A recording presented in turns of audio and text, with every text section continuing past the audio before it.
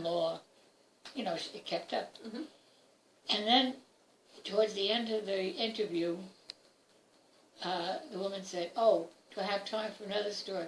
A friend of hers recently lost her father. And the woman who lost the father was working in New York, I guess it was on the East Coast.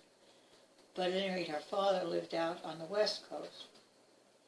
And she was on the plane, and she was thinking to herself, she never really got to know her father. And he was probably going to die. So she hoped to get to know him better, to know how he felt about things. And so when she went into the hospital, when she got there, she went up to him and she started talking, and she was telling him, "Look, Dad, this is probably the last chance we're going to have. I know you all this time, and I feel I don't know enough about you.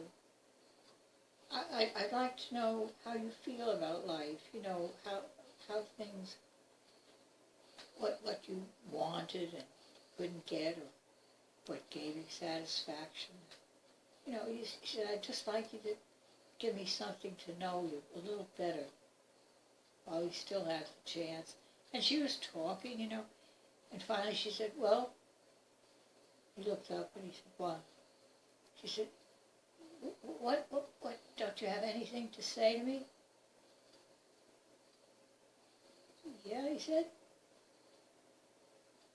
"Toodaloo." And that was that. That was all he could bring himself to say.